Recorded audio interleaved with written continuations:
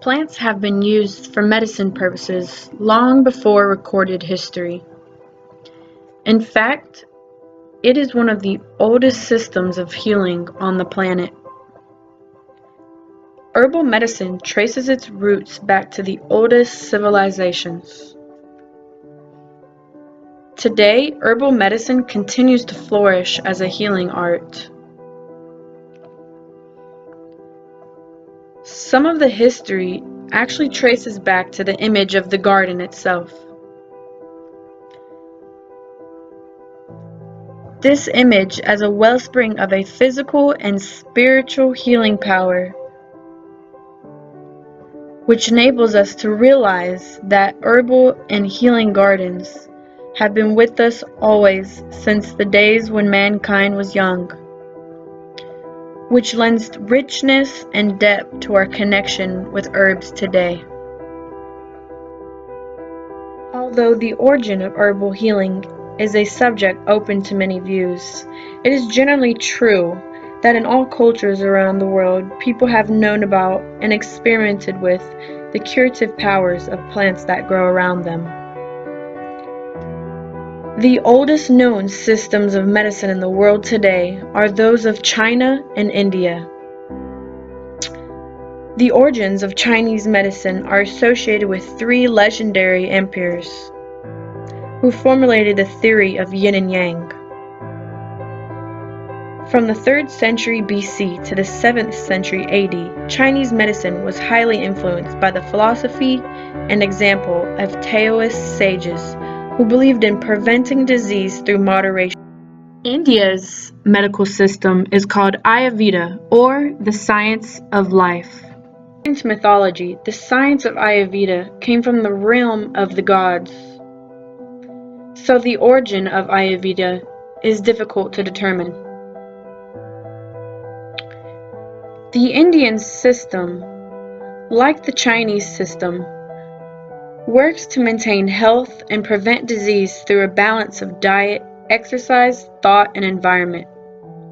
Ayurvedic medicine holds the expansive view that nothing exists in the realm of thought or experience that cannot be used as a medicine.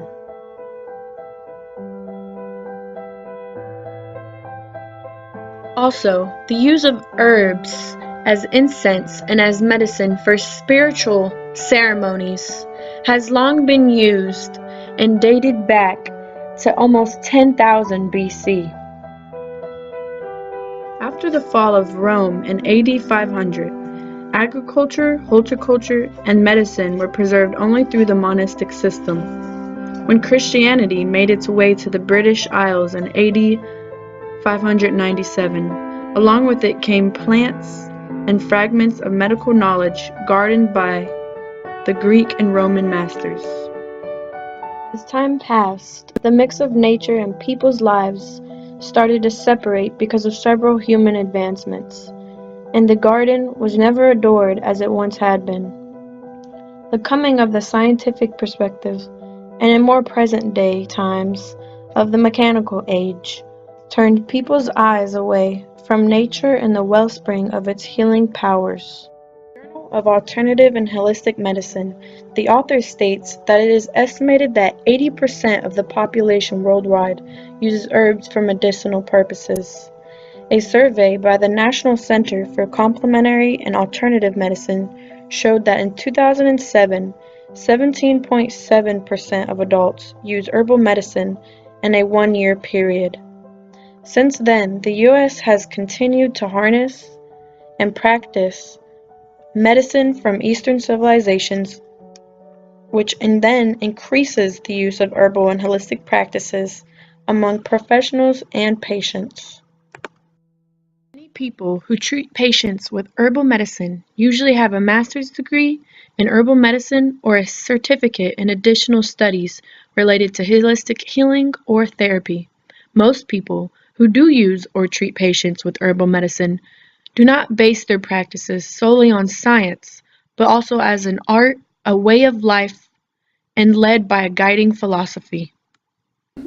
It's art in the sense it requires kind of thinking more like what I say, like out of the box. It's not kind of like, as I'm giving example, like because I was trained also in Western medicine. So it's not like kind of like fixed protocol which you are going to follow. Each individual is different. So you may have to kind of go around that, and that's where the art comes in. So even if we are treating someone for back pain, not like I'm going to use the same herb for each patient, because each patient is different. And I think that's where art comes in. Reduce stress and treat diabetes. From the findings of their study, ginseng fundamentally diminished weight gain and effectively enhanced glucose tolerance. Another amazing herb used today is ginger. In the book Herbal Medicine, Biomolecular and Clinical Aspects, the author says, Indians and Chinese are believed to have produced ginger as a tonic root for over 5,000 years to treat many ailments, and this plant is now cultivated throughout the humid tropics, with India being the largest produce. And ginger plays a major role not only in Chinese medicine, also in Ayurvedic medicine. And it's interesting, like not only we use it for cooking, but ginger has shown very good results in digestive issues. It's used quite a lot for acid reflux. It's also used for gastritis. Besides that, it's also used for respiratory symptoms. It's very good for allergies, even for people who suffer from asthma. And works very well also for joints. So it has good properties as anti-inflammatory also. So that's something like which comes to my mind. And did it help you? Yes. One time? It has helped me. Yeah, I had I had caught cold, and then with that I was coughing, and I had developed a little bit of not like bronchitis, but I was having upper respiratory symptoms. And I just started kind of grating fresh ginger, adding hot water and a little bit of honey. And that was kind of like magic medicine. For many people, the very naturalness of herbs is one of its main attractions. The bark of a willow tree contains a compound that helps to relieve pain, and that is where scientists found their main component and created aspirin. Since we are already integrating the powers of both science and nature in the lab, why don't we integrate more in our approach to healing ourselves and our patients? That was a question I wasn't too sure about, but I was interested in finding out the difference in which an herbalist would treat a patient versus a conventional doctor. Having trained initially in the conventional or allopathic tract, Western medicine, it's usually you diagnose something and you treat something, an ill for the pill, a pill for the ill, excuse me, instead of looking at the person as a whole. And so functional medicine seeks to find the root cause. And in the last, probably about 15 years since the Human Genome Project was finished in 2003, that has totally transformed the way that we look at people, because we're learning all these things every day that we didn't know, and why certain diseases develop and why certain diseases don't. So to really state how functional medicine differs is it looks at the person as a whole, spiritual, emotional, mental, and physical. And since everyone does have a different individual story, face, and life history, it is inevitable that we should all have a different treatment plan. This idea of individualized medicine not only creates the art of the practice, but it helps us understand the illness of our patients from a deeper level. In response to your question, I would say that a holistic doctor maybe has more tools in their toolbox. And it's no question now that for the patient, there's a need and a necessity for treating more aspects of the patient, mind, body, spirit. There's been a lot of research to substantiate the role that of psychosomatic conditions, the role that the mind plays in affecting each of the different systems in the body. One example would be what's been studied with stress. They've seen that stress can have an impact on the digestive system, the respiratory system, cardiovascular system, endocrine system, and I think that it is very timely that you have someone that can assess the different realms, and some of the different programs that I work for currently, they actually utilize this kind of holistic system for patients with chronic disease and chronic pain problems. In the Western medical approach, the body is seen more as a scientific machine that goes wrong sometimes, and we just want to fix that little part that goes wrong. But this can be seen as trying to put a band-aid over your problems. People know their bodies better than anyone else. Parents know their kids better than anyone else. Moms have a good connection with their kids. Dads, not quite as much. But, it's just the way we're wired. And so when people realize that they're just kind of band-aiding a situation instead of, well, why do I feel this way? They want to approach it more from an herbal remedy. And there are thousands of plant remedies and treatments that have been around for years and years and years, and have very good track records. An example is something called L-theanine. It's derived from the leaves of green tea, and it doesn't have caffeine in it. It's great for anxiety. So you can just ramp up L-theanine. Who would rather take that instead of an addictive benzodiazepine that they have to wean off of? So most people don't want to get caught in this pharmacy roulette, and they want to find out what's the root cause of my kid's attention deficit. They don't have a Concerta or a Vyvanse or a Ritalin or an Adderall deficiency. They actually have what's called a methylfolate deficiency. So we give them a form of vitamin B9 after evaluating their genetics to determine what will make them feel better. So I think people just don't want Band-Aids. They want something that doesn't have horrible side effects, something that's not addictive, to treat them. In an article called Long-Term Antidepressant Use, 10 adverse effects were reported by more than half of the participants in the study. The 5 most commonly selected adverse effects were withdrawal effects, sexual difficulties, weight gain, feeling emotionally numb, and failure to orgasm. The participants also included a number of other emotional effects, including feeling not like myself, reduced positive feelings, and caring less about others, as well as suicidal tendencies. Art is my passion. I love colors, I love shapes, I love figures. As a hobby, I collect art. And medicine is an art. Herbal medicine is a wonderful ancestral art that we just forget, that we keep it in the past. And it's our job to bring it back in the modern.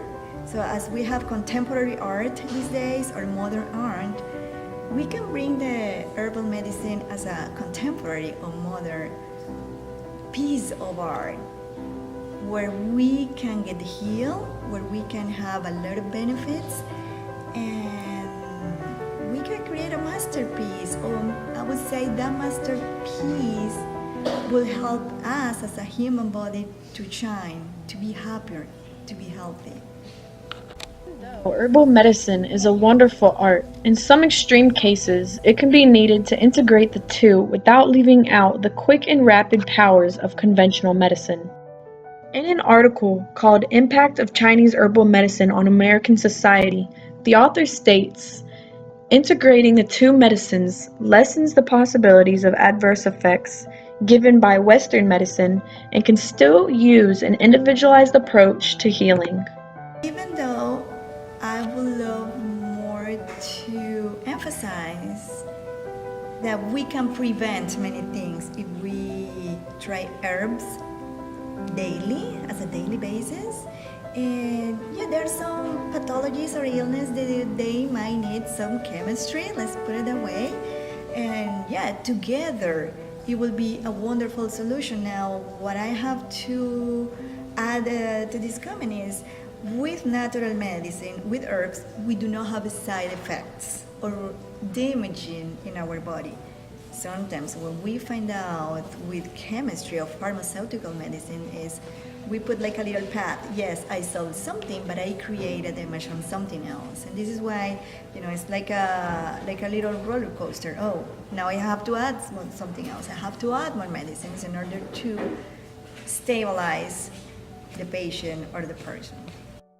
Not only is this individualized plan for a patient considered an art for many herbal practitioners or doctors, but there are also other remedies and healing modalities where you can view your patient not only from an art perspective, but from a holistic perspective as well. Residency with acupuncture oriental medicine, I had a 70-year-old female lady that had 6 months of left side paralysis on her body, and our teacher, with not even much of a conversation, he was showing us and he said, okay, I'm going to help her to raise her arm, and her arm could barely even go 45 degrees from her body.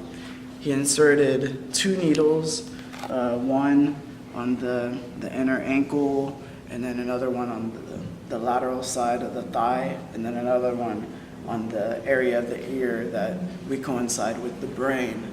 And instantaneously, this lady was able to raise her arm a full almost 180 degrees, which was more than she had done in the previous 6 months. And that's kind of an example of the art of acupuncture. Throughout my journey of experiencing many forms of holistic healing and learning about herbalism with holistic doctors, I've come to understand why the Western and Eastern concepts of healing tend to differ. The reason being is that Western civilization has more of an individualistic perception. Wikipedia defines an individualistic culture as being oriented around the self, being independent instead of identifying with a group mentality, and the culture that sees each other as only loosely linked and value personal goals over group interests. Not to say that this is a negative frame of mind, but I'm sure it can place ourselves as an importance over our patients and our medical profession.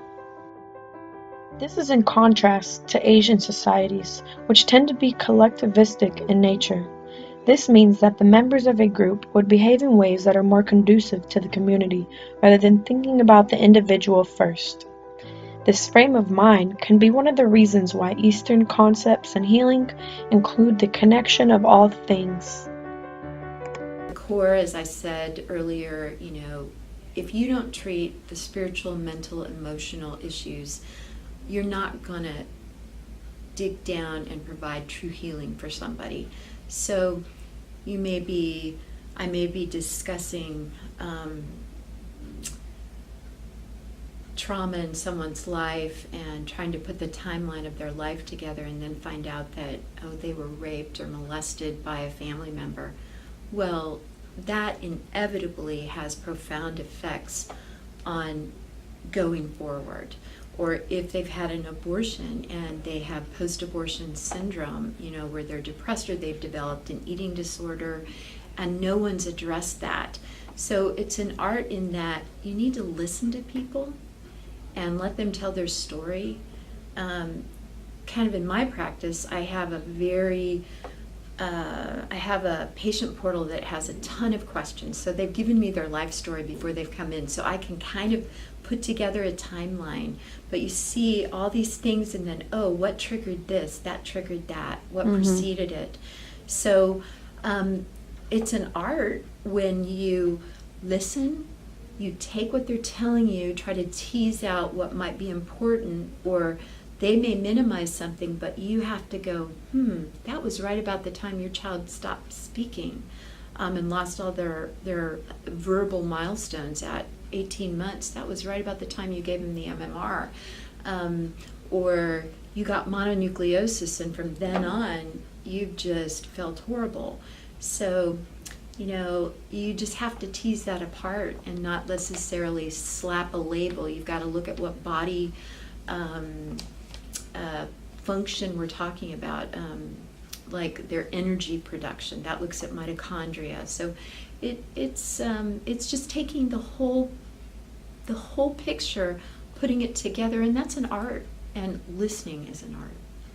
And a lot of us have been trained to just, okay, what's your problem? Okay, you got 5 minutes. Boom, out of here. Here's your whatever.